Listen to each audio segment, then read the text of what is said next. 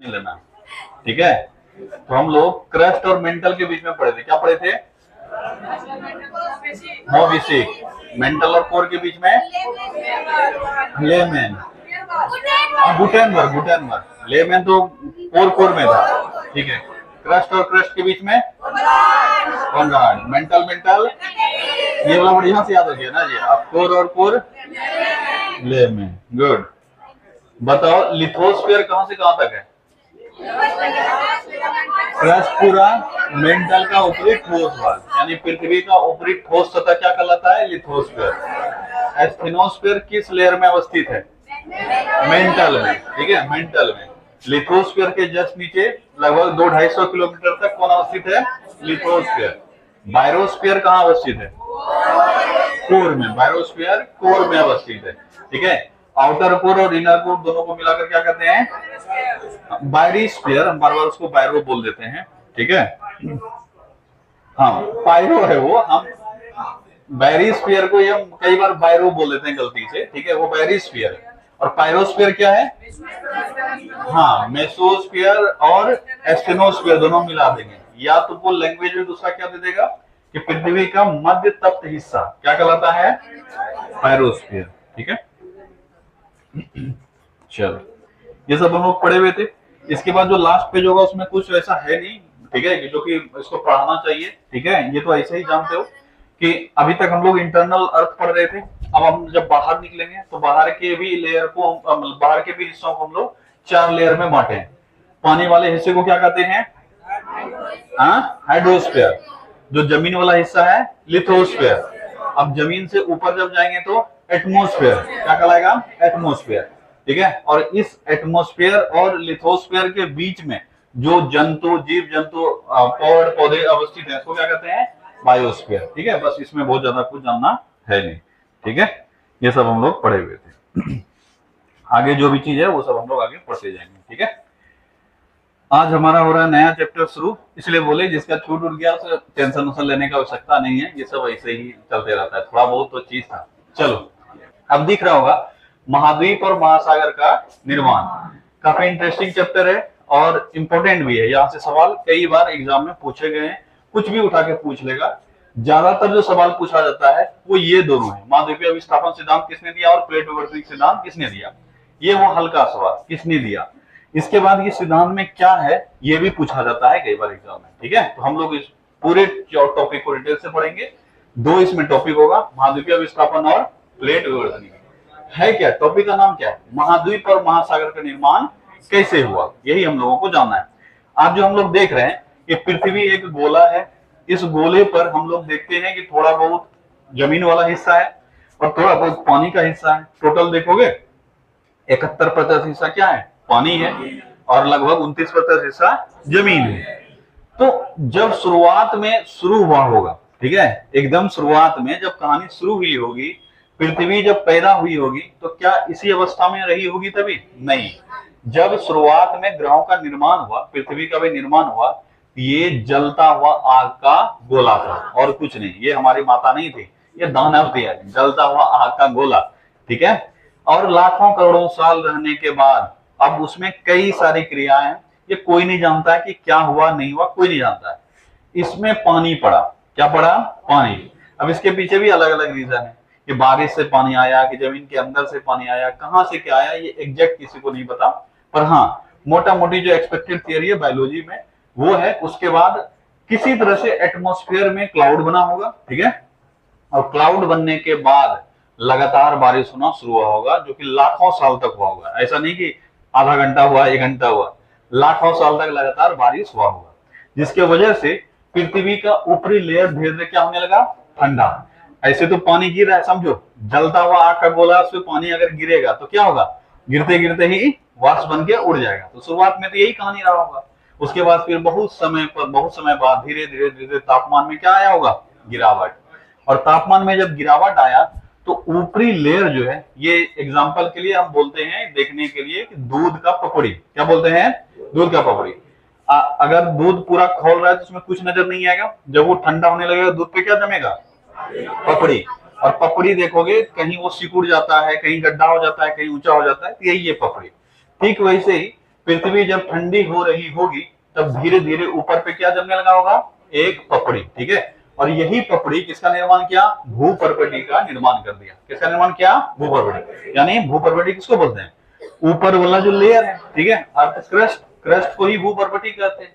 तो क्रस्ट का निर्माण होना शुरू हो गया। अब यही इसी से तो मतलब भी था, ठीक है, अंदर वाला तो आज भी वैसे हालत में है, ठीक है। हम लोगों को मतलब भी कहां से था, ऊपर से। जीवन की उत्पत्ति होना, ये सारा चीज बनना, ये सब ऊपर से ही मतलब है, अंदर से कोई ज्यादा मतलब था नहीं, ठीक है। अब भूपर्वती भी लगातार, पहले तो हल्की ठंडी हुई, उसके बाद लगातार ठंडी हुई। तो ठंडा होने के बाद क्या होता है, नॉर्मल सारी चीजों में संकुचन, क्या होता है, संकुचन, कॉन्ट्रैक्ट करता है। जब पिघलेगा तो वो क्या हो जाएगा, फैल जाएगा। और जब सिकुड़ेगा तो क्या होगा, मतलब जब ठंडा होगा तो क्या होगा, सिकुड़ जाएगा। एक चीज को छोड़कर याद रखना, वो है पानी। पानी जमने के बाद फैल जाता है और पिघलने के बाद सिकुड़ जाता है, ठीक है। इसीलिए पानी का नेचर अलग है, इसको बोलते हैं एनामुलस एक्सपेंशन ऑफ वाटर। क्या बोलते हैं, एनामुलस एक्सपेंशन ऑफ वाटर। हिंदी में क्या बोलते हैं, जो भी बोलते हैं, ठीक है। तो पानी का एक विशेष गुण है, ठीक है, कि पानी जब जमता है तो ये फैल जाता है। इसीलिए कई बार तुम प्रैक्टिकली भी देखता होगा और एग्जाम में पूछे जाते हैं कि अगर बर्फ के कोई एक पानी का बोतल है जिसमें पूरा टॉप तक एकदम पानी भर दिए, ढक्कन लगा दिए, उसको फ्रीजर में रख देना, सुबह ऐसे करके निकलेगा वो, ठीक है। कारण क्या है कि जब पानी उसमें जमा तो पानी फैल गया, फैल गया, उसके पास जगह था नहीं तो फैला दिया जो भी चीज था उसके पास। समझ में आया। इसीलिए कभी भी फ्रीजर में बोतल रखो, और यही शीशा का बोतल रखता तो रात में भ्रूम से आवाज आता तुमको, ठीक है। क्यों, क्योंकि शीशा तो फैल नहीं पाएगा, तो शीशा क्या हो जाएगा, फट जाएगा। या तो वो चिनक जाएगा, चिनक गया तो ठीक है, नहीं तो वो फट जाएगा, जिसका तुमको आवाज सुनाई देगा, ठीक है। इसीलिए जनरली जब भी वाटर बोतल में पानी भरकर फ्रीजर में रखो, उसमें ऊपर से इतना सा खाली छोड़ देना, तो सुबह तक जब जम जाएगा वो देखोगे पूरा फुल हो चुका है, ठीक है। कभी भी पूरा सील पैक करके नहीं रखना। अक्सर ये एक्सपेरिमेंट करके जिसको देखना है देख भी सकता है, एकदम पूरा टॉप तक फिल कर देना, रख देना, पचवाड़ा उसका उठ जाएगा ऐसा करके सुबह, ठीक है। वही एक जगह है जहाँ एक्सपेरिमेंट जल्दी करता है, उसके बाद जब रखोगे तो ऐसे ऐसे करेगा वो, ठीक है। वो उस दिन के बाद वो कभी बेचारा खड़ा नहीं हो पाता अपने पैर पर, इसीलिए थोड़ा कम पानी रखा करो, ठीक है। तो ये वाटर का प्रॉपर्टी हो गया। रेस्ट सभी चीजें जो है वो क्या होता है, ठंडा होने के बाद सिकुड़ता है, चट्टान हो जाए या कुछ हो जाए। तो पृथ्वी का सतह तो चट्टान से निर्मित है, तो ये ठंडा होने के बाद क्या होगा, सिकुड़ेगा, तो और सिकुड़ने लगा, ठीक है। जिसके वजह से ये बीच में आके एक सिकुड़ गया, सब जहां जहां से जब मौका मिला सब जगह से एक जगह सिकुड़ गया और चारों तरफ पानी से भर गया, ठीक है। पहला चीज समझ में आ गया।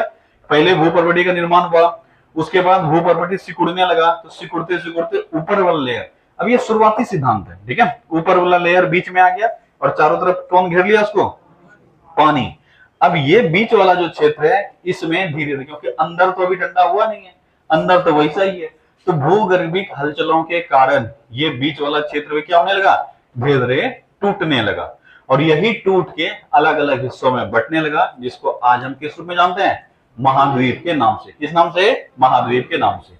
अब ये बीच से टूट के कैसे अलग हुआ, इसी को कहते हैं महाद्वीप के निर्माण का सिद्धांत। पहले तो ये जो पहला थियरी था ये तो लगभग सब मानता है, इसके बाद जब बीच में टूटा, जुड़ा हुआ था सब, तो टूटा कैसे और टूटा तो फिर इधर उधर कैसे गया, इसी पर अलग अलग थियरी है, ठीक है। इस पे तीन थियरी जो वैलिड थियरी है, जो पढ़ने लायक थियरी है, वो तीन थियरी है। पहला थियरी जो है वो है महाद्वीपीय प्रवाह सिद्धांत। क्या है, महाद्वीपीय प्रवाह सिद्धांत, ठीक है। महाद्वीपीय प्रवाह सिद्धांत के बारे में अगर पूछे क्या एग्जाम में कोई ज्यादा सवाल आता है क्या, आंसर है नहीं। इससे सिर्फ इसका जो देने वाला है, दाता है, उसका सिर्फ नाम याद रखोगे। क्या नाम है इसका, एफ.बी. टेलर। क्या नाम है, एफ.बी. टेलर, ठीक है। एफ.बी. टेलर। कब दिया इन्होंने ये सिद्धांत, 1908 में। कब दिया था, 1908। और ये पब्लिश हुआ था 1910 में, ठीक है। 1908 में इन्होंने ये सिद्धांत दिया, पब्लिश हुआ 1910 में। इन्होंने कहा ये जो टुकड़ा बना, ठीक है, अभी तक जो समझाएं ये फिर से वापस आएंगे इस पर। ये जो पहले बना था उसका क्या नाम था, क्या नहीं था, ये सब आएंगे, पेंजिया पेंथालसा क्या, ये सब पे आएंगे। पहले यहाँ शुरुआत तो कर लें। तो इन्होंने कहा था ये टुकड़ा अलग अलग महाद्वीपों का बना, ये बहने लगा। क्या होने लगा, बहने लगा। और यही सिद्धांत को और आगे महाद्वीपीय विस्थापन सिद्धांत में भी देखने को मिलेगा। इनके हिसाब से दो चीजों का निर्माण हुआ, सियाल और सीमा। किसका निर्माण हुआ, सियाल और सीमा। सीमा नीचे रह गया, सियाल ऊपर आके तैरने लगा।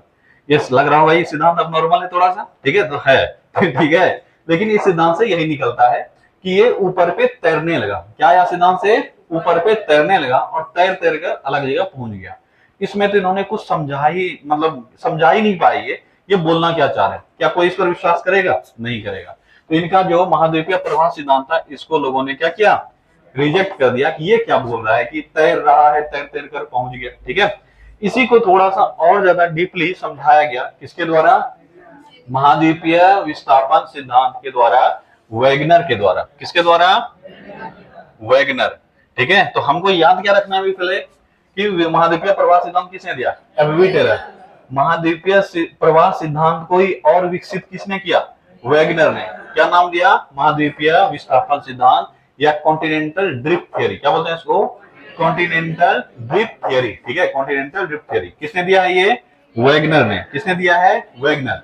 1912 ईस्वी में। कब दिया इन्होंने? 1912 ईस्वी में। तो सबसे पहले महाद्वीपीय प्रवाह सिद्धांत 1908 ईस्वी में किसने दिया? एफबी टेलर ने। इनको पब्लिश करने में कितना साल लग गया? 2 साल। इस थियरी को पब्लिश ही किया गया 1910 में, लेकिन लोगों ने इसको एक्सेप्ट नहीं किया। इसी को थोड़ा सा और मॉडिफाई करके महाद्वीपीय विस्थापन सिद्धांत के नाम से किसने पब्लिश किया? वैगनर ने। और शुरुआती दौर में इसको लोगों ने एक्सेप्ट किया। आज भी ये आंशिक रूप से सही है, ठीक है, क्योंकि इन्होंने बहुत कुछ रिसर्च किया था। एक्चुअली में वैगनर साहब को इस सबसे कोई मतलब ही नहीं था। वैगनर साहब जो थे वो मौसम वैज्ञानिक थे। क्या थे? मौसम वैज्ञानिक, जलवायु वैज्ञानिक थे। तो जब ये रिसर्च कर रहे थे, इनको कुछ और समझ में आ गया, ठीक है। ये कर रहे थे मौसम पर रिसर्च और इनको समझ में कुछ और आ गया। अरे हम तो समझ लिए, ये पहले एक जैसा था और वहीं से टूट के ये क्या हो गया है? अलग हो गया है। दो जगह में जो हैबिटेट है वो कैसा नजर आ रहा है? एक जैसा। यहाँ पहले रहा हुआ कोई चीज, तो यहाँ से ये टूट के अलग हो गया, अब ये किसी और के साथ जुड़ गया है। यहाँ का वातावरण और यहाँ का वातावरण क्या है? अलग अलग है। इसका मैच कर रहा है इससे, जो कि कोई लिंक ही नजर नहीं आ रहा है। ऑब्वियस है ना, मेरे पड़ोस में अगर कोई रह रहा है तो मेरा कैरेक्टर उसको ऑप्ट करना चाहिए, लेकिन उसके पास कैरेक्टर कहीं और का है। भाषा अगर तुम्हारे पड़ोसी कोई है तो ज्यादातर देखोगे तुम्हारी भाषा में बात करेगा, पर वो बोल रहा है जर्मन और तुम्हारे रह रहा है तुम्हारे पड़ोस में। अब डाउट तो होगा ना, आखिर ऐसा क्यों हो सकता है? पता चला ये पैदाइश कहाँ का है? जर्मन का, भले यहाँ आके बस गया, यही चीज। और इसी को इन्होंने समझाया एक थ्योरी के रूप में, जिसको कि इन्होंने क्या कहा? महाद्वीपीय विस्थापन सिद्धांत। तो इनका तो मेन थ्योरी ये था नहीं, इन्होंने पकड़ लिया किसके थ्योरी को? महाद्वीपीय प्रवाह थ्योरी को। अरे वो तो समझाया है, समझना इस चीज को। 2 साल पहले ये थ्योरी पब्लिश हुआ है, इन्होंने पकड़ लिया और इन्होंने उसी में ऐड कर दिया। हाँ हाँ बात तो सही है, ये ऐसे हुआ होगा, ये ऐसे हुआ होगा, इसी को और इन्होंने एग्जैगरेट कर दिया। इसीलिए कहा जाता है कि महाद्वीपीय प्रवाह सिद्धांत जो कि रिजेक्ट कर दिया गया टेलर का, इसी को और बढ़िया करके किसने प्रस्तुत किया? वैगनर ने महाद्वीपीय विस्थापन सिद्धांत के रूप में 1912 तक। शुरुआती दौर में इसी को सबने मान्य ठहरा दिया, यही सबसे बढ़िया है। इसका भी जो कोर बिंदु है वो वही है, इस सीमा नीचे में और सियाल ऊपर में है, ये तैर रहा है। पर इन्होंने तैरने का डायरेक्शन बताया और इन्होंने ये प्रूव कर दिया कि ये कैसे तैरा है। पहले तो लोग बोलेगा तैर कैसे रहा है भाई, कैसे बोल लोगे तुम तैर रहा है? इन्होंने प्रूव किया, मतलब आओ बेटा बताते हैं। ये देखो है साउथ अमेरिका और ये है अफ्रीका, दोनों को अगर पावर है तो जोड़ के देखो, दोनों सट जाएगा एक जगह। बोले बात तो सही है, ये यहाँ घुस जाएगा और ये पूरी तरह से क्या हो जाएगा? अटैच हो जाएगा। इन्होंने इसको समझा दिया, अब लोग मानने के लिए बाध्य हो गए। बात तो सही बोल रहा है कि एक ऐसे है और एक ऐसे है, दोनों को जोड़ेंगे तो क्या हो जाएगा? जुड़ जाएगा। अब लोग विश्वास करने जाए कि ये टूट के ही क्या हुआ है? अलग होगा। ऑब्वियस है ना, 2 ऑब्जेक्ट को अगर तोड़ के अलग करेंगे तो उसका जो ज्वाइंट होगा वो इस तरह से होगा, वो फिक्स हो जाएगा ना। इसी को इन्होंने समझाया, जो कि लोगों ने एक्सेप्ट कर लिया। लेकिन अभी भी साइंटिफिकली ये पूरी तरह से सही नहीं था। क्यों नहीं था? क्योंकि इन्होंने कह दिया सीमा के ऊपर सियाल तैर रहा है, जो कि गलत था। अब इसके बाद और बढ़िया से इसको साइंटिफिकली रिसर्च करके एक नया थ्योरी लाया गया, जिसको क्या कहते हैं? प्लेट विवर्तनिकी सिद्धांत। और ये मॉडर्न साइंस के हिसाब से बिल्कुल सटीक सिद्धांत है, जिसको क्या कहते हैं? प्लेट विवर्तनिकी सिद्धांत, जिसको हैरी हेस ने दिया है। किसने दिया है? हैरी हेस, ठीक है, हैरी हेस ने इसको दिया है। और कब दिया है? 1960 में। कब दिया है? 1960। 1960 से पहले तक किसने राज किया? वैगनर ने राज किया। वैगनर का थ्योरी सर्वमान्य थ्योरी था। लेकिन जब प्लेट विवर्तनिकी का सिद्धांत आया, तब इन्होंने कहा कि एक्चुअल में सीमा पे सियाल तैर नहीं रहा है, ये थ्योरी गलत है। एक्चुअल में ये पूरा जो है क्रस्ट वाला हिस्सा और इसके नीचे थोड़ा सॉलिड पार्ट वाला हिस्सा, जिसको कि हम लिथोस्फीयर कहते हैं, ये लिथोस्फीयर कई टुकड़ों में बट गए हैं। ठीक है, किसी भूगर्भिक संरचना मतलब हलचल के कारण ये टूट गए हैं, और यही जो टूटे हुए पार्ट हैं ये तरल मैग्मा के ऊपर क्या हो रहे हैं, तैर रहे हैं। ठीक है, और यही तरल मैग्मा के ऊपर तैरने की वजह से ये खिसक रहे हैं, एक दूसरे से दूर जा रहे हैं या एक दूसरे के करीब आ रहे हैं, और इसी हलचल की वजह से क्या क्या निर्मित हुआ है, पहाड़ पर्वत सब ये सब निर्मित हुआ है। वोल्केनिक पहाड़ हम लोग पढ़ेंगे आगे चल के। ठीक है, ये दो किनारा है, इस दो किनारे पर अगर ऐसे ऐसे कोई भी चीज ऑब्जेक्ट करेगा तो या तो इधर मूव होगा या एक दूसरे से दूर जाएगा या इस तरह से मूव करेगा। तो अगर इस तरह से मूव करेगा तो कोई असर नहीं होगा, लेकिन अगर एक दूसरे के पास आएगा तो क्या होगा, यहाँ पर कुछ ऑब्जेक्ट जो होगा एक दूसरे के टकराने के बाद उड़ जाएगा, और एक दूसरे से अगर दूर जाएगा तो अंदर से मैग्मा बाहर आ जाएगा और जमीन बढ़ जाएगा। ये सब आगे चल के हम लोग पढ़ेंगे। ठीक है, इंटरेस्टिंग फैक्टर है ये सब, और बहुत बढ़िया लगेगा अगर रेगुलर क्लास करोगे तब।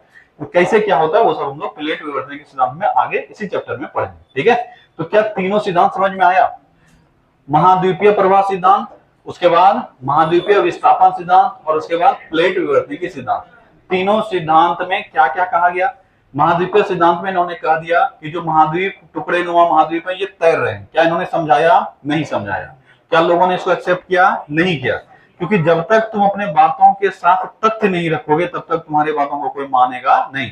अगर अभी बाहर गए जाए कोई आके बोले कि बाहर में हम अभी शेर देखे थे, यहाँ कितने बच्चे ऐसे हैं जो विश्वास कर लेगा? कोई नहीं करोगे, लेकिन वही उसका फोटो क्लिक करके अगर लाए तब विश्वास करोगे कि नहीं करोगे? यही है। ठीक है, तो जो एफबी टेलर साहब है इन्होंने बताया तो सही, लेकिन कोई विश्वास नहीं किया। लेकिन वैगनर साहब ने क्या किया? फोटो क्लिक करके दिखाया कि देख बेटा यहाँ ऐसे करोगे ये जाके अटैच हो जाएगा। तो लोगों ने विश्वास कर लिया, हाँ बात तो सही है, इन्होंने प्रूफ दिया, इसीलिए लोगों ने विश्वास कर लिया। उसको क्या कहा गया? महाद्वीपीय विस्थापन सिद्धांत। लेकिन गड़बड़ी यहाँ पे यही था कि इन्होंने क्या कहा था, सियाल जो है वो सीमा के ऊपर क्या हो रहा है, तैर रहा है। ठीक है, इसके बाद अगला सिद्धांत कौन सा आया? प्लेट विवर्तनिकी सिद्धांत। और प्लेट विवर्तनिकी सिद्धांत ही आज के डेट में सर्वमान्य सिद्धांत है जो महाद्वीप और महासागर का निर्माण हुआ है। ठीक है, और ये किसने दिया है? हैरी हेस 1960 में। क्या ये तीनों रीजन मतलब तीनों सिद्धांत समझ में आ गया? अब इसी को हम लोग डिटेल से पढ़ना है। दो सिद्धांत हम लोग पढ़ना है, महाद्वीपीय विस्थापन सिद्धांत और प्लेट विवर्तनिकी सिद्धांत। तो आज हम लोग महाद्वीपीय विस्थापन सिद्धांत पढ़ेंगे। लेकिन शुरुआती का जो 4-5 पॉइंट है वो सबका समान है कि पहले जो पृथ्वी था वो किस रूप में था? रेड हॉट अर्थ के रूप में। अच्छा, दिया किसने इसको? वैगनर ने। अभी तो चर्चा किए थे, वैगनर जो है ये जलवायु वैज्ञानिक या मौसम वैज्ञानिक था। ठीक है, और भूगर्भ शास्त्री। ठीक है, भूगर्भ शास्त्री मतलब समझते हो? भूगर्भ शास्त्री जो पृथ्वी के अंदर के हलचल को, पृथ्वी के अंदर के चीजों को पढ़ रहा है। लेकिन ये मुख्य काम इसका नहीं था, ये तो बाद में बन गया। मुख्य कार्य इसका क्या था? जलवायु वैज्ञानिक था ये या मौसम वैज्ञानिक था। अगर एग्जाम में तुमको सब चीज दे दे, जलवायु वैज्ञानिक, भूगर्भ शास्त्री, और सभी नहीं दे या उपर्युक्त दो नहीं दे, एक कोई चुनना होगा, हमेशा मौसम वैज्ञानिक चुनना। क्या चुनोगे? मौसम वैज्ञानिक, क्योंकि मेन ये क्या थे? मौसम वैज्ञानिक। बाद में और सब चीज जो है वो एक्स्ट्रा इनका है। ठीक है, तो मेन ये क्या थे? मौसम वैज्ञानिक या जलवायु वैज्ञानिक। कहाँ के रहने वाले थे? जर्मनी के। ठीक है, चलो अब हम लोग पृथ्वी पर जो ये निर्माण पद्धति है उसको एक बार देखते हैं। सबसे पहले पृथ्वी किस रूप में रही होगी? रेड हॉट अर्थ यानी रेड हॉट प्लैनेट के रूप में, यानी लाल तप्त गोला के रूप में। आग जल रहा है, पूरा लाल दिख रहा है। उसके बाद कई लाख सालों के बाद जब इस पर बारिश होना शुरू हुआ होगा तब ये धीरे धीरे क्या होने लगा होगा? ठंडा। और ठंडा होने के दौरान ही ऊपर वाला लेयर क्या होने लगा होगा? पपड़ी का निर्माण करने लगा होगा, जैसे कि दूध के ऊपर पपड़ी देखते हो। और इसी पपड़ी को हम लोग क्या कर दिए? भूपर्पटी। तो ये सब एक जैसा दिख रहा था, पूरा भूपर्पटी एक साथ जम गया। लेकिन समय के साथ ये भूपर्पटी क्या होने लगा? सिकुड़ने लगा। क्या होने लगा? सिकुड़ने लगा। तो जो सिकुड़ेगा वो बीच में आ जाएगा, फिर नीचे गड्ढा हो जाएगा। तो जहां जहां गड्ढा हुआ वहां पे क्या जमा हो गया? पानी। यानी बीच में भूपर्पटी आ गया और पृथ्वी के चारों तरफ क्या जमा हो गया? पानी। ठीक है, क्या जमा हो गया? पानी। अब यहां से तुमको पढ़ना है, मतलब यहां से तुम्हारा थियरी शुरू हो जाता है कि बीच में जो जमीन इकट्ठा हो गया इसको कहते हैं पेंजिया। क्या कहते हैं? पेंजिया। और जो चारों तरफ पानी जमा हुआ है इसको कहते हैं पेंथालासा। क्या कहते हैं? पेंथालासा। इसी को सबसे पहले संज्ञा दिया गया सुपर कॉन्टिनेंट का। किसका? Super continent. अभी जो हम लोग पढ़ते हैं ये कॉन्टिनेंट पढ़ते हैं। ठीक है, कॉन्टिनेंट। पहले पढ़ते हो देश, फिर पढ़ा महादेश। ये क्या सुपर का हिंदी क्या हो गया? हाँ, सुपर का हिंदी क्या होगा? जो भी है, ठीक है, महादेश, ठीक है, जो भी है। तो अभी जो हम लोग पढ़ते हैं 7 कॉन्टिनेंट है। कितने कॉन्टिनेंट है? 7, ठीक है। ओशन कितने हैं? महासागर कितने हैं? 5। ये हम लोग अभी पढ़ते हैं। लेकिन जब शुरुआती दौर में निर्मित हुआ तो एक ही कॉन्टिनेंट था और एक ही ओशन था। जो एक कॉन्टिनेंट था उसको कहा गया सुपर कॉन्टिनेंट। क्या कहा गया? Super continent. और जो एक महासागर था उसको क्या कहा गया? Super ocean. क्या कहा गया? सुपर ओशन, ठीक है। तो सुपर कॉन्टिनेंट का नाम रखा गया पेंजिया। क्या रखा गया? पेंजिया। और सुपर ओशन का नाम रखा गया पेंथालासा। यानी एक समुद्र जो सबसे पहले निर्मित हुआ, महासागर जो सबसे पहले निर्मित हुआ पूरे पृथ्वी पर, उसका नाम था पेंथालासा। और एक जो जमीनी स्थल जो निर्मित हुआ उसका नाम था पेंजिया। ये कई बार एग्जाम में पूछा गया है कि निम्न में से सुपर कॉन्टिनेंट कौन है। तुमको दे देगा पेंजिया, पेंथालासा, ठीक है, लोरेंसिया, गोंडवाना, ये सब दे देगा।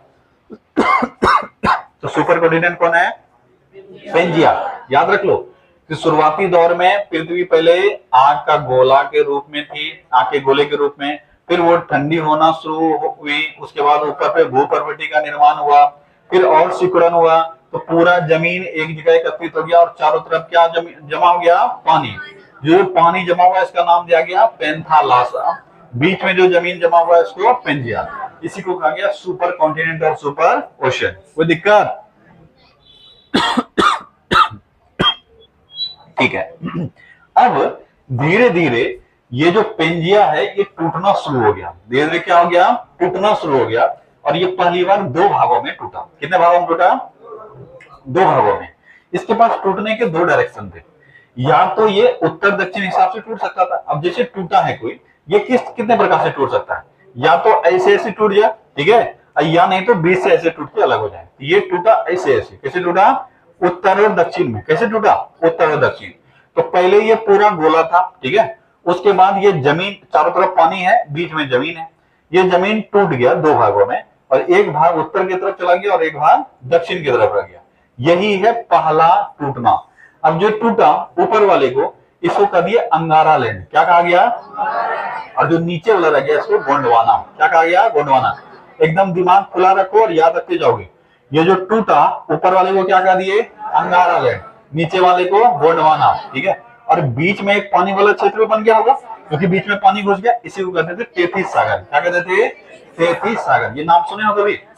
हिमालय का जो निर्माण हुआ है इसी तेथिस सागर के जगह पे ही हुआ है। तो ये सब जब पढ़े हो कोई थोड़ा बहुत तो उसको इंटरेस्टिंग लगेगा, ठीक है।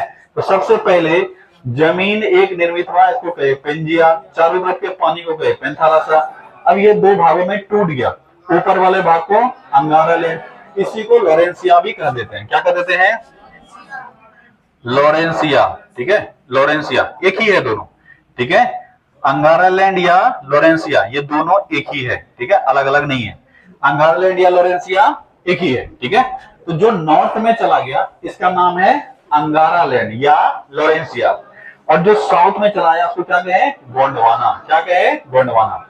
अभी अगर हम ये दिखाने का प्रयास किए यहाँ पे कि अगर तुमसे कभी पूछ ले कि अंगारा लैंड का, ये हमसे पूछा जाता है कि निम्न में से, तुमको दे देगा कोई, अभी तो ज्यादा बढ़िया सवाल पूछने लगा है, तुमको दे देगा, बोलेगा कनाडा किसका हिस्सा था, अंगारा लैंड का या गोंडवाना का। अब बच्चा फंस जाता है, माएगे बाबूगे की करिए होगा, ठीक है, क्योंकि ये तो कभी पढ़ भी नहीं किए हैं। इसीलिए जो हम जानकारी दे रहे हैं इसको याद रखोगे, इसके बाद तो मैप तो तुमको पढ़ना ही पढ़ना है। तो नॉर्थ अमेरिका कहाँ चला गया? अंगारा लैंड में। कहाँ चला गया? अंगारा लैंड। कनाडा कहाँ है? नॉर्थ अमेरिका में। तो ऑब्वियस है कनाडा भी कहाँ होगा? अंगारा लैंड। याद रहेगा, ठीक है। तो अंगारा लैंड में 3 क्षेत्र गया। अंगारा लैंड में कितना क्षेत्र? एक है नॉर्थ अमेरिका, एक है यूरेशिया, एशिया और यूरोप का हिस्सा। यूरेशिया दोनों को मिला के क्या कहते हैं? यूरेशिया। एशिया और यूरोप देखोगे दोनों एक ही साथ अटैच है, तो एशिया और यूरोप इसको कर दिए यूरेशिया। और एक है नॉर्थ अमेरिका, और नॉर्थ अमेरिका के बगल में एक छोटा सा टूटा हुआ जगह है जिसको ग्रीनलैंड कहते हैं, एकदम अलग दिखेगा, वो सबसे अलग है। तो 3 क्षेत्र गया। कौन कौन सा? नॉर्थ अमेरिका, ग्रीनलैंड और यूरेशिया। नॉर्थ अमेरिका, ग्रीनलैंड और यूरेशिया।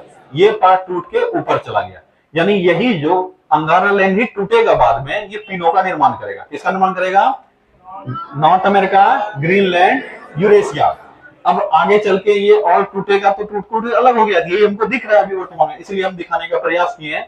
ये जो है अंगारा लैंड, इसमें नॉर्थ अमेरिका है, यूरेशिया है और ग्रीनलैंड है। कोई दिक्कत? अच्छा, ये कोई एग्जैक्ट इसको मैच करने की कोशिश मत करना, ये सिंबॉलिकली हम सिर्फ दिए हैं, ठीक है। ऐसा नहीं कि तुम यही सोचना कि यहीं पर अवस्थित है, लोकेशन भी लगभग सही है, पर एग्जैक्ट खोजने का प्रयास मत करने लगना, ये बस सिंबॉलिकली है कि ये सब है।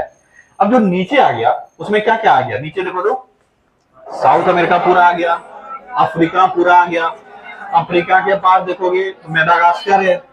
भारत का जो दक्षिणी भारत का हिस्सा है ये भी पहले अफ्रीका के पास ही था, ठीक है। अभी जब कैसे निर्माण हुआ है ये आगे चल के हम लोग पढ़ाएंगे, जब चट्टान के बारे में पढ़ाएंगे तो वहां बताएंगे, ठीक है।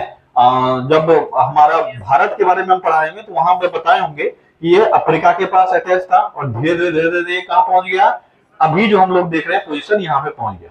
तो पहले यहाँ भारत का दक्षिणी हिस्सा था नहीं, इसको प्रायद्वीपीय भारत कहते हैं। प्रायद्वीपीय भारत किसके पास था? अफ्रीका के पास। और ये अफ्रीका के पास से इसको धक्का मारते मारते कहां पहुंचा गया है, जहां अभी वर्तमान में। इसीलिए तुमसे कई बार पूछा जाता है दक्षिण भारत या प्रायद्वीपीय भारत किसका हिस्सा है? गोंडवाना का। किसका हिस्सा है? गोंडवाना। हम लोग एक्चुअल में अवस्थित कहाँ है? एशिया कहाँ अवस्थित है? अंगारा लैंड में। एशिया कहाँ अवस्थित है? अंगारा लैंड। चीन पूछ ले किसका हिस्सा है? अंगारा लैंड का। चीन किसका हिस्सा है? अंगारा लैंड। भारत का हिमालय से ऊपर का हिस्सा कहाँ का क्षेत्र है? अंगारा लैंड का। लेकिन प्रायद्वीपीय भारत के बारे में जब बोलेगा तो प्रायद्वीपीय भारत का जो हिस्सा पहले था वो अफ्रीका के पास था, गोंडवाना में, और ये तैरकर ऊपर आया है, ठीक है। तो याद रखोगे। चलो, तो गोंडवाना में वर्तमान में जो अभी क्षेत्र देख रहे हो इसमें कौन कौन सा हिस्सा था? या पहले हो गया साउथ अमेरिका, अफ्रीका, अफ्रीका के ही जस्ट पास में मेडागास्कर है, अफ्रीका का ही हिस्सा है। उसके बाद इंडिया वाला हिस्सा जो अभी तैर के आया है, दक्षिण भारत, ऑस्ट्रेलिया और अंटार्कटिका। ऑस्ट्रेलिया और अंटार्कटिका ये सब पहले गोंडवाना के पास था। बाकी इसके बाद फिर और धीरे धीरे टूटना शुरू हुआ, मतलब ये सब तो पहले अटैच ही था, बाद में धीरे धीरे ये सब टूटना शुरू हुआ और टूट कर अभी वर्तमान स्वरूप में आ गया। ये अलग अलग एज में हुआ है। जैसे अगर तुमसे पूछा जाए पहली बार ये जो पेंजिया और पेंथालासा है ये अवस्थित अपने रूप में आ गया किस युग में? तो कार्बोनिफेरस युग में। देखो तो इसमें होगा, है नोट्स में ना? हाँ, कार्बोनिफेरस युग। कौन सा युग है? कार्बोनिफेरस युग। इस समय तक ये दोनों अवस्थित था। कौन कौन सा? पेंजिया और पेंथालासा। कार्बोनिफेरस युग के अंदर, अच्छा युग कईयों को समझ में नहीं आ रहा होगा, ये लास्ट में अगर समय मिला तो युग के बारे में पढ़ाएंगे, इससे सवाल ज्यादा नहीं आता है। बीच बीच में जो क्वेश्चन आएगा, मतलब जो चैप्टर आएगा उसी में जो पढ़ाएंगे उसी सवाल आता है। कभी मौका मिला तो पढ़ाएंगे कि हम लोग समय को कैसे बांटे हैं, ठीक है, कैसे युग में बांटे हैं, कितना युग है, ये सब हम लोग पढ़ेंगे कभी, ठीक है। अभी सिर्फ याद रखना कि शुरुआती दौर में पेंजिया और पेंथालासा वाला जो क्षेत्र निर्मित हुआ ये पूरी तरह से निर्मित हो चुका था किस युग में? कार्बोनिफेरस युग में। कार्बोनिफेरस युग तक ये निर्मित होके अपने स्थिति में था। कार्बोनिफेरस युग के अंत में इसका टूटना शुरू हो गया। अगर पूछा जाए कि पेंजिया का टूटना कब शुरू हुआ? कार्बोनिफेरस युग के अंत में। उसमें दे देगा ऑप्शन, कार्बोनिफेरस युग के मध्य में, कार्बोनिफेरस युग के शुरुआत में, कार्बोनिफेरस युग के उत्तरार्ध में। कहां से हो जाएगा? कार्बोनिफेरस युग के उत्तरार्ध में, ठीक है। कार्बोनिफेरस युग जब अंत होने लगा उस समय में ये टूटना शुरू हुआ और टूटकर आगे चल के दो भागों में बढ़ गया। कौन कौन सा दो भाग है? अंगारा लैंड और गोंडवाना। कौन सा दो भाग है? अंगारा लैंड और गोंडवाना, ठीक है।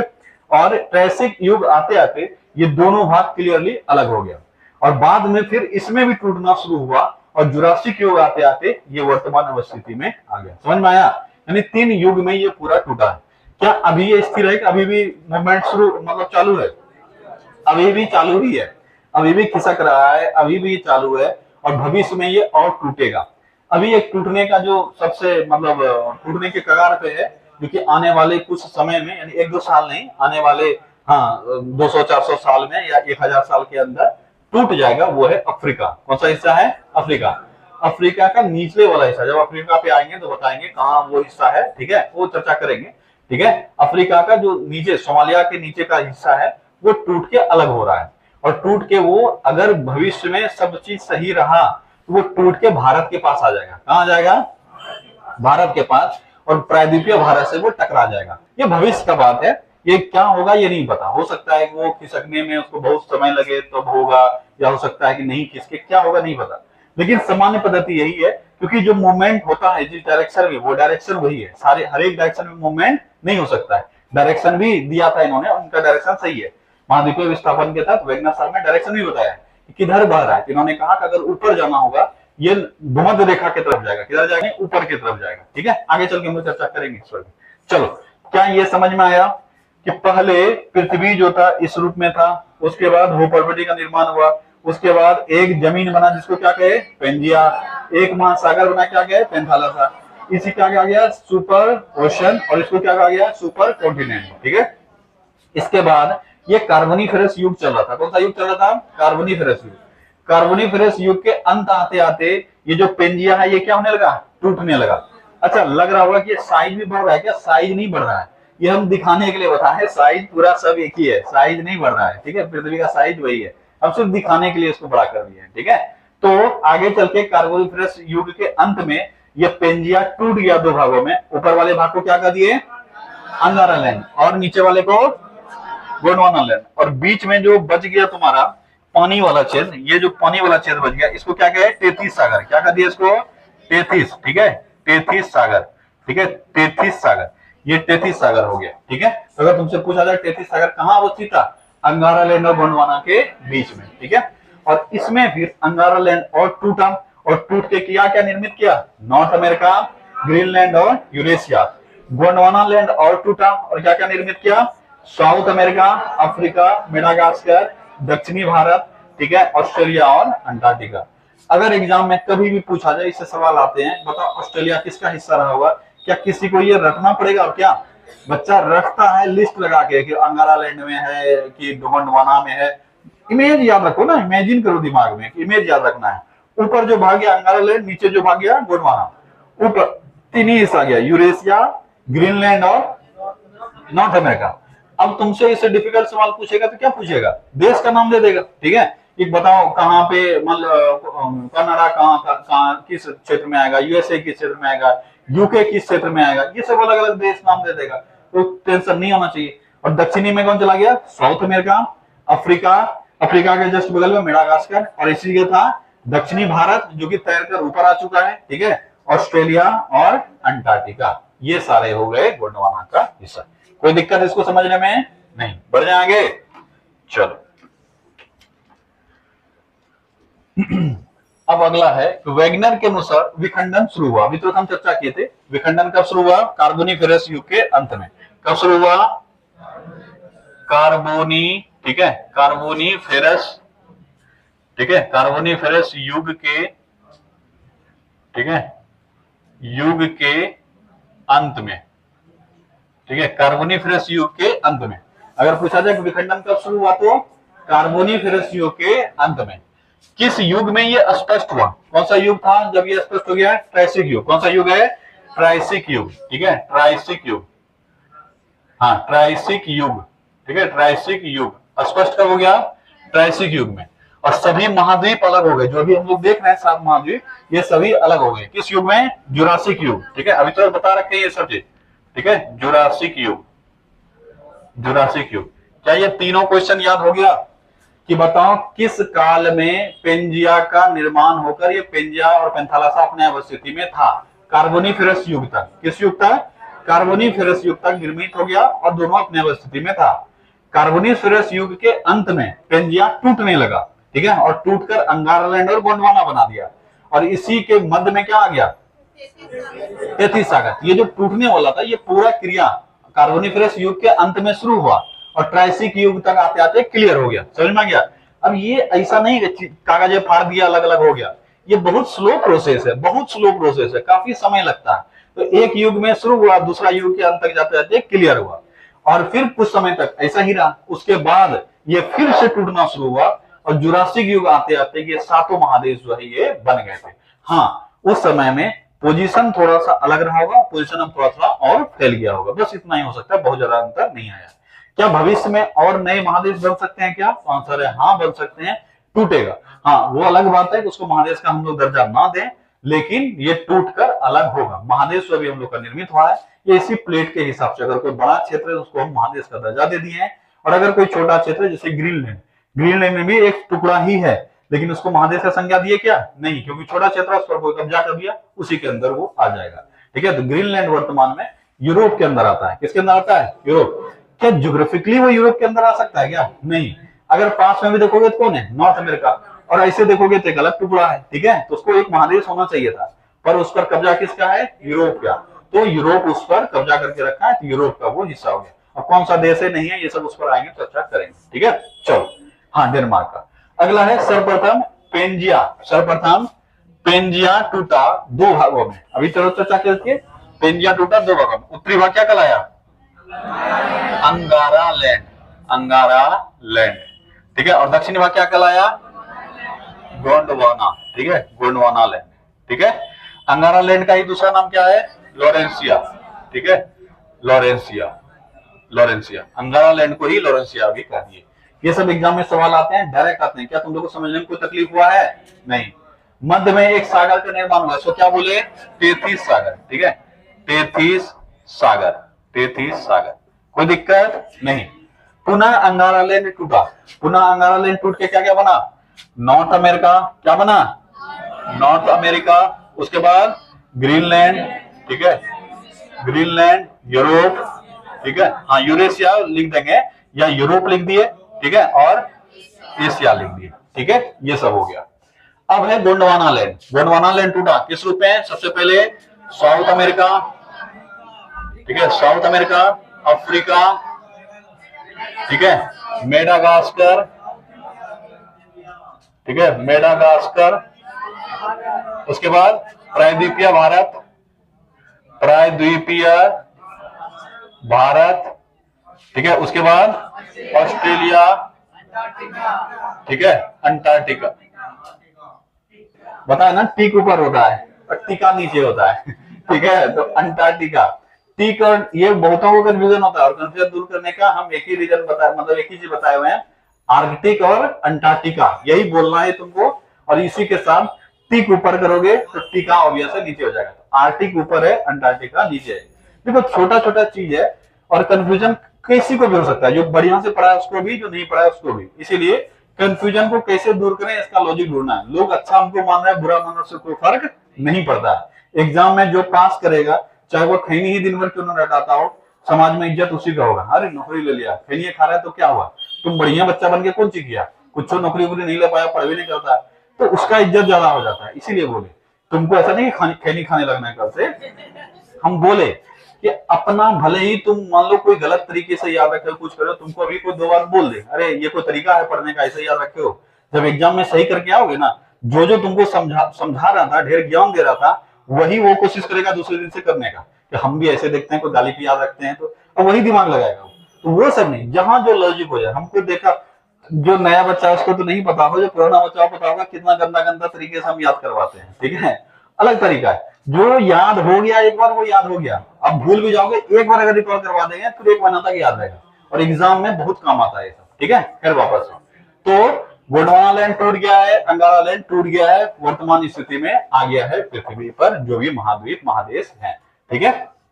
चलो, वैज्ञानिक के अनुसार पेंजिया के टूटने के बाद प्रवाह दो दिशाओं में। अभी इसी का चर्चा कर रहे थे कि इन्होंने दोनों चीजों के बारे में बताया, ठीक है। प्रवाह दो दिशा में हुआ, उत्तर के तरफ। अब ध्यान देना, तो लगेगा कि दूसरा दक्षिण की तरफ दिया होगा। क्या दिया होगा? दक्षिण की तरफ। ऐसा नहीं था, पहले जो था ये नीचे की तरफ ही किसका हुआ था?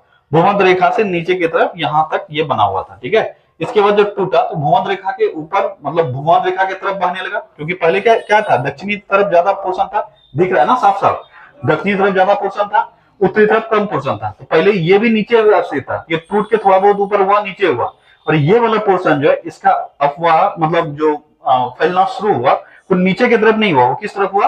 उत्तर की तरफ। और दूसरा जो ये बढ़ने लगा वो किस तरफ? पूरब या पश्चिम की तरफ? इन्होंने कहा तो पश्चिम की ओर बढ़ना शुरू हुआ। किस तरफ बढ़ना शुरू हुआ? पश्चिम की ओर बढ़ना शुरू हुआ। यानी यहां से अगर कोई ऑब्जेक्ट टूटा होगा तो इधर बहा और इधर बहा। अब इसी में फिर देखोगे, अगर हम भारत पे आए तो भारत का बहाव अगर बोलोगे तो बोलोगे पूर्व की तरफ है। किस तरफ बोलोगे? पूर्व। लेकिन ये पूर्व की तरफ नहीं, उत्तर पूर्व की तरफ है। किस तरफ है? उत्तर पूर्व की तरफ। तो पूरी तरीके से ये गलत नहीं है। इनका कहना था कि उत्तर भूमध्य रेखा की तरफ बहेगा, और भूमध्य रेखा की तरफ तो ये जा ही रहा है, लेकिन डायरेक्शन इसका पश्चिम ना होकर किधर है? पूर्व। क्यों? क्योंकि पश्चिम में तो पहले से जमीन मौजूद था, इसीलिए इसको कोई धक्का अगर दे रहा है ये उत्तर की तरफ गया, इनका वहां भी सही हो जाता है। लेकिन मैक्सिमम अगर ये उत्तर की तरफ नहीं गया तो किस तरफ किसका है? पश्चिम की तरफ। यानी पहले सारा चीज कहां बस्ती था? अफ्रीका के पास। कहां बस्ती था? अफ्रीका के पास। अफ्रीका से टूटने के बाद इधर आ गया तुम्हारा साउथ अमेरिका, ठीक है। उत्तर की तरफ कौन चला गया? नॉर्थ अमेरिका, यूरेशिया, ये सब। समझ में आ रहा है क्या बोलना चाह रहे हैं?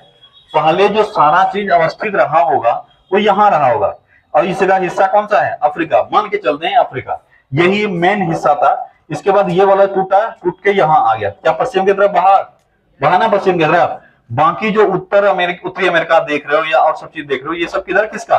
पूर्व उत्तर की तरफ। किधर किसका? पूर्व उत्तर की तरफ।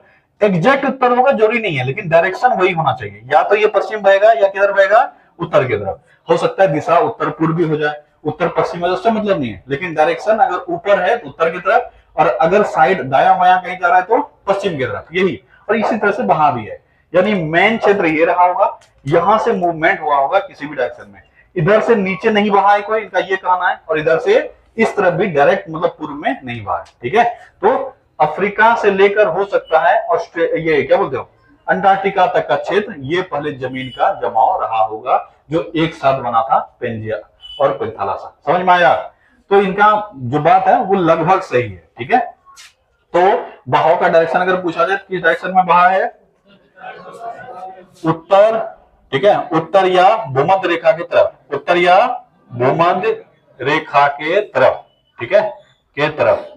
और दूसरा अगर नहीं इस डायरेक्शन में गया तो पश्चिम की तरफ, ठीक है, पश्चिम के तरफ, ठीक है। इससे सवाल आते हैं, ध्यान दोगे, यहां गड़बड़ होगा तो तुमसे डायरेक्ट सवाल पूछ लेगा कि बताओ वेगनर महोदय ने प्रवाह की दिशाओं के बारे में क्या कहा, तो बोल देगा कि उत्तर की तरफ बह रहा है, पश्चिम की तरफ बह रहा है, पूर्व की तरफ बह रहा है। याद रखना दो स्टेटमेंट, उत्तर की तरफ और पश्चिम की तरफ। इन्होंने विस्थापन के लिए उत्तरदायी बल जो बताया, अब यहीं पे इनका सबसे अधिक विरोध भी हुआ।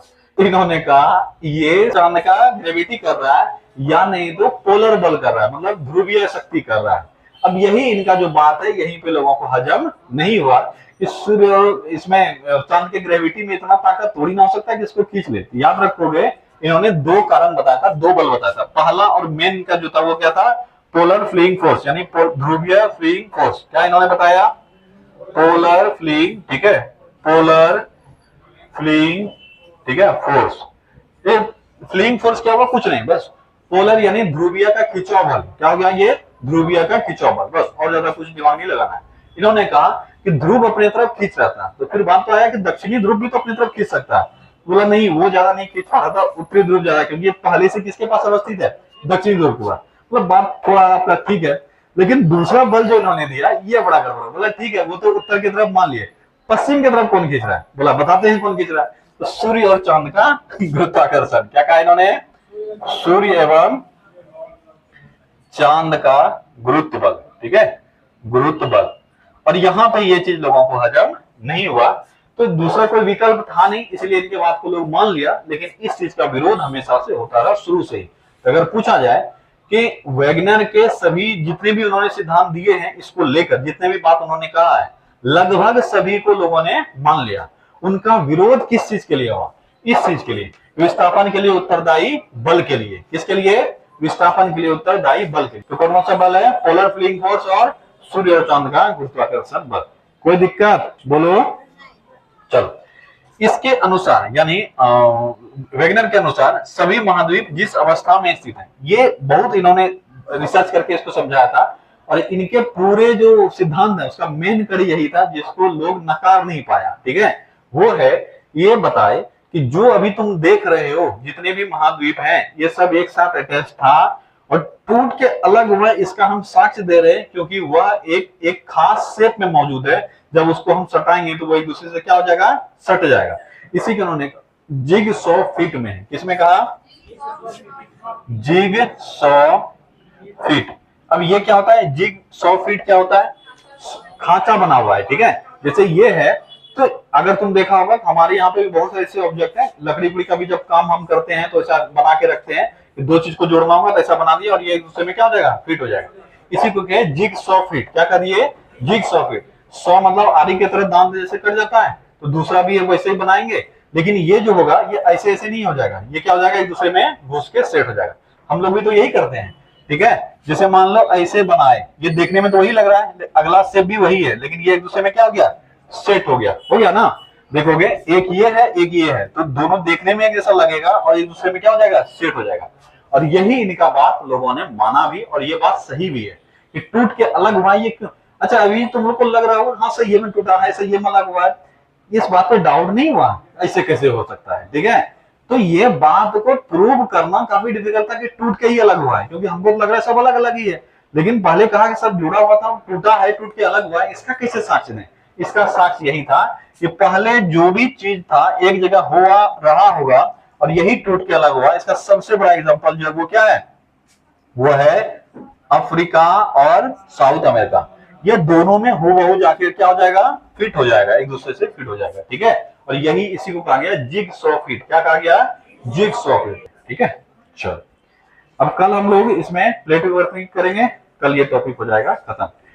प्लेटो वर्किंग सिद्धांत और इंपॉर्टेंट है और थोड़ा डिफिकल्ट भी है, इसीलिए कल जो आप सेंड करोगे वो 2 दिन बाद ही आना, ठीक है।